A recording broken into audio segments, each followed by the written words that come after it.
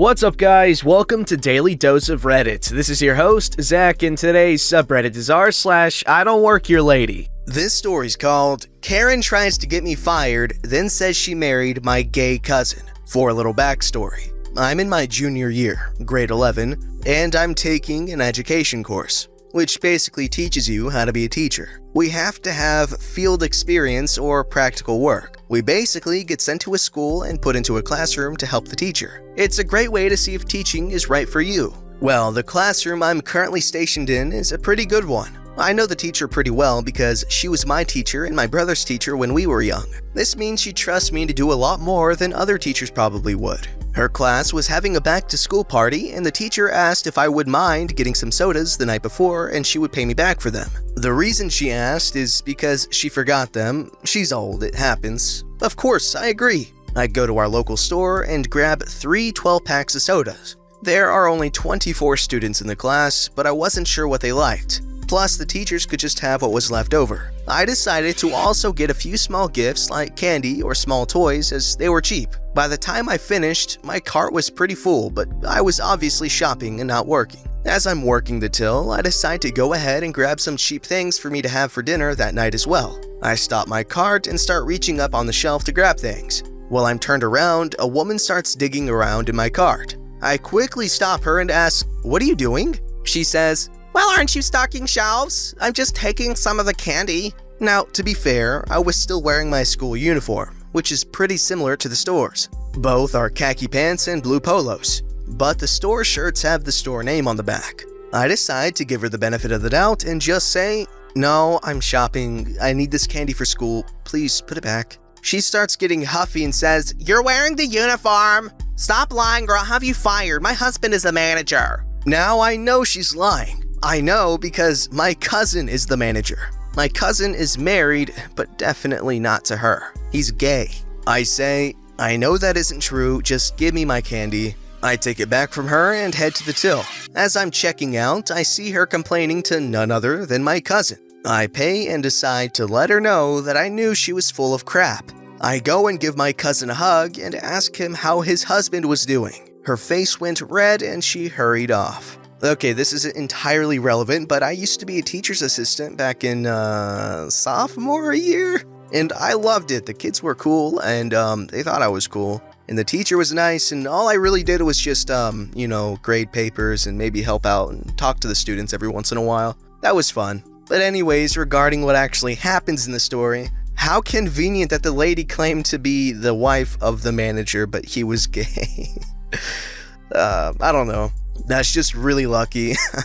This story's called The Worst Karen of All. Alright, ladies and gents, buckle down because this one is a doozy. So I did a college internship with a very popular magical theme park in Orlando this past year. Working at such a large theme park, there are hundreds and hundreds of different costumes or uniforms that span across the parks. Some of which I honestly could see how they could be mixed up with some large stores in their uniforms, aka red shirt and khakis. This did not apply to my costume, however. It was very unique, and I really don't get how this happened to this day. I worked at a huge merch location in my park. One could say it was gear-tastic. Our whole store was gear-themed, and we have working gears all around the store. That being said, our costume consisted of a red shirt that is red, blue, and yellow. It has giant gears embroidered on the front and is literally impossible to miss. Not to mention the embroidered mouse on the back. To complement this amazing shirt, our pants were high-waisted gray slacks. But when I say high-waisted, I mean those suckers went high. They made anyone who wore them look like a grandma. Now, with this company comes lots and lots of training. We are told it's perfectly fine going out in public in our costumes. We are human too. We are just told to make sure none of our company IDs are shown, and we remove our iconic name tag. That being said, I found myself grocery shopping after work from time to time. After a particularly long shift, I want to say 13 hours, I made my way to the closest Big Blue store. We all know how many Karens lurk the aisles of that store. Now amp that up by 9,000 because they are all on vacation. This particular store is very close to the theme park, so it's safe to say these people have probably been visiting our parks. It was about 11 p.m., and needless to say, the store was packed as the parks just closed. I make my rounds around the store, gather what I need, and end up at the self-checkout. This particular store is always packed, but the self-checkout was definitely the fastest. So I thought. This is where the story really gets interesting. I have a full cart and I'm just waiting in line for a checkout to open. I'm playing on my phone at this point, not knowing the crap show that is about to happen. Our lovely Karen of the evening is having issues with her self-checkout. And usually there's an employee in a blue vest that is there to help, right? Wrong. There was no employee in sight. So naturally, when her eyes landed on me, she automatically thought that I was somehow employed by this store. She yelled something like, "Hey, come help me," towards my general direction. But as I am not an employee, I didn't think she was speaking to me. I continue to play on my phone and she yells again, "Excuse me, stop sitting on your phone and do your job." At this point, I realized she was talking to me. I gave a polite, "I'm sorry ma'am, I don't work here." And boy did this set her off. This is where any normal person would think, "Oh, duh, they aren't even wearing the uniform." But not this Karen. She was in too deep. She started blowing hot air out of her nose just like the cartoons, I swear. She makes her way over to me and gets super close to my face. "You are gonna stop being lazy and you are gonna help me right now. Teenagers like you need to learn how to do their gosh darn job. It's a wonder your generation is even still alive at this point. Now, help me with this machine or I will speak to your manager." Let it be known, I am 20 and honestly look nothing like a teen. I let out another, "Ma'am, I promise you I don't work here. I'm sure someone will be around soon to help you." Throughout this whole encounter, I had to keep up the whole niceness persona, as I am repping my own company and they have a high standard for customer service. She starts going ballistic and screaming about getting a manager and how she's going to corporate about how I won't help her. She pulls a race card and I really had it at this point. Luckily for me, the woman and her family in front of me stepped in and said, "Lady, she literally works at insert theme park here. She doesn't work here. Leave her alone." Karen is full on red in the face. She spits at me and starts yelling for a manager. "Excuse me, I need a manager." Finally, a blue-vested employee comes over. He starts calming our wonderful Karen down and trying to understand what is happening. At this point, I just push my cart past the crazy lady and I start checking out. I just wanted to get home and make a corn dog. I hadn't eaten all day, and I already had to deal with crazy guests at my own job. So I was not about to be berated outside of my job too. Well, Mrs. Karen followed me to my checkout and continued to yell at our blue vest boy.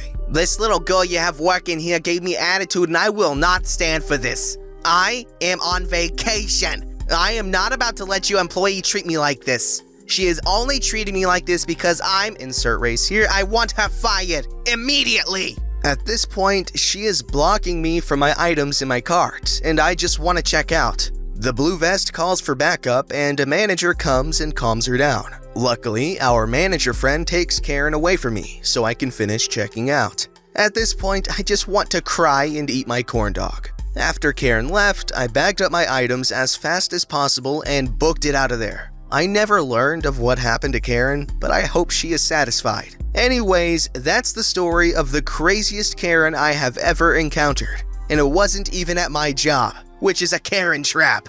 Okay, honestly, I could never work at Disney, okay? The number of crazy people there, oh boy. As for why the Karen singled out our Redditor here, probably has something to do with her scrambling to find an employee. And so she found one, just not necessarily, an employee at that store. She just saw, "Uniform, you, bad person." This story's called I Don't Work Here Shopping Trip. Hey, I've been reading for ages, just created a name for this night that amused me. I was out for most of the day at another event and got a call from my mother. She was going out to eat with my bro, so she couldn't go shopping with me like normal. However, she said she would drop me off and pick me up, but that meant since she was having a super unlucky day, that I would have to kill 2 hours shopping. I was dropped off with my list and coupons. I decided to take as much time as I could by being as lazy as possible. However, while I was looking for some aspirin, an elderly lady kept darting her eyes at me and then looking away. She did this enough for me to say, "Do you need something, darling?" I call everyone darling, or something flattering so no one gets mad at me. The woman smiled. "Yes, where's the dental stuff?" she said. I smiled. Next aisle over, follow me. I have some time to kill so I can show you." To which the elderly lady followed me to the dental section. "Now, what did you need here? As we have mouthwash, denture stuff, toothpaste, and toothbrushes." I chimed, always happy to help. "Fix it, end," said the elderly woman. "That's right here, along with several other items like polygrip and this strange one," I said, pointing to the shelf. "Thank you. I have to let your manager know how fantastic you are. What's your name? I don't see a name tag," she said. "Thank you, darling, but I don't work here. However, if you need help, let me know," I chimed before strolling off. Shortly after, I was hit with several people asking me to get stuff off the top shelf, which I was surprised, but helped each person before I ran into this family in the soup aisle. "Where's the chicken soup?" cried the mother. "Is it up there?" I pondered as I tried to look at the stock that was stuck on the top shelf. "You know, that shelf that isn't a shelf?" "No, it isn't. Do you have any in the back?" she asked.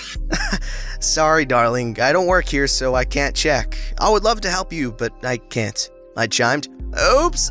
Oh well, I'll ask for a rain check," said the mother. She strolled away with her husband and child, but stayed in the aisle. While I was looking for soups, someone mentioned the end cap. Curious, I wandered over and saw the soup the mother wanted. So I grabbed a can and went back to the aisle. I stood on my tiptoe and called out, "I found your soup, darling." The woman's face lit up. "Thank you so much," she said, and went to get the soup. I went back to my shopping again, and once in a while helping people reach items. Not sure why they asked me, but hey, as long as they're not making a fuss and are polite, why not? I even stopped a couple of times to discuss coupons as there were some on items. Finally, in the checkout, the mother I helped before was having an entitled mother moment, which made me roll my eyes. So I started to look around and found some gummy snacks near the register for $1.09, and there was a coupon right next to it for 50 cents off. Cool, something new to try. I ended up discussing this with the woman in front of me.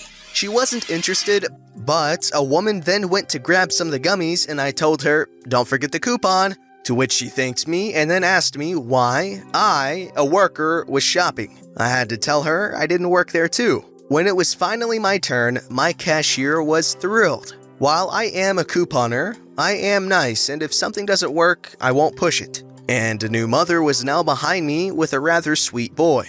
The mother told her son to watch me carefully as I was a professional. To which I told her about the gummies, and she got them, saying she would try new things with them. Well, my total came up to the end, and the woman chimed up, "Doesn't she get an employee discount?" The cashier and I stared at each other for a second before laughing. "Oh no, darling, I do not. I do not work here," I chimed. The woman looked confused. "You recommended items and even told others how to save. Plus, I seen you shopping while I was. You were helping others," she said. "Oh, I just do that. If I can help someone, it makes my day." The woman was silent but smiled. I paid and went off to wait for my mother and brother. When they showed up, my brother helped me out with my groceries. "Why did you say you had hit a snag?" asked my mother, referring to a text I sent her while I was at dinner. "Oh, some things were not there, so I had to ask about them, and some people thought I worked there, so I was helping them," I chimed. "How? You aren't even dressed like one," growled my brother. Gotta love brothers. He got upset people mistook me for an employee someplace else. Well, that was a wholesome story. However, the use of darling, I don't know, it just looks unsettling in writing. I mean, I'm sure in practice it's not weird at all, but just reading it, it's kinda weird.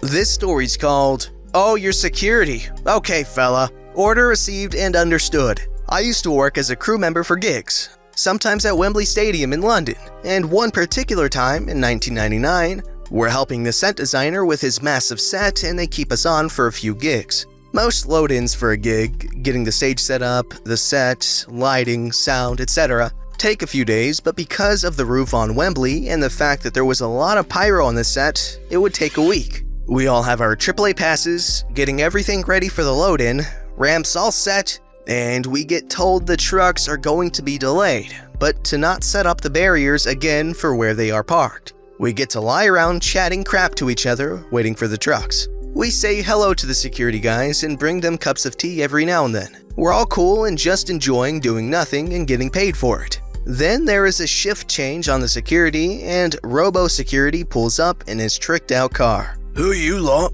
he asks, and a forest of AAAs appear and are waved. "What you doing, waiting here?" I'm supervising the very hard work of dossing, so I say, "Alright, mates, we're just waiting for the load-in, but the trucks are delayed."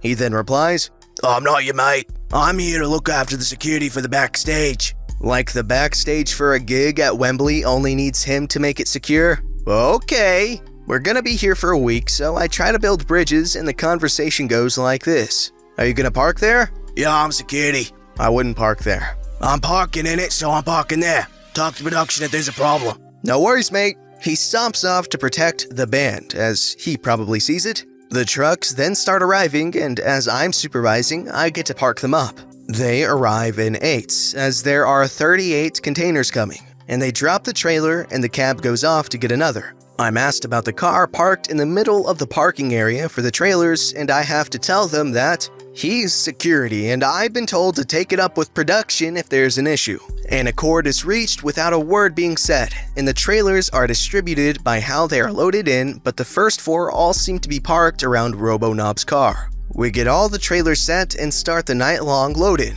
A lot of it is just emptying the trailers and putting the flight cases where they need to be. So it gets to 6 a.m. in the morning, and we've been going hard since 11 p.m. the night before. And lo, Robo-Knob appears. "Where's my car?" "It's where you parked it, mate." "How am I gonna get it?" "Best speak to production, as we're not allowed to move them trailers now until next Monday." His bottom lip actually quivered and he walked off. We then got to see him picked up by his missus, her giving lip all the time for getting her up at this time. Good job, Robo-Knob. Don't forget to like, subscribe, and hit that bell to never miss an episode.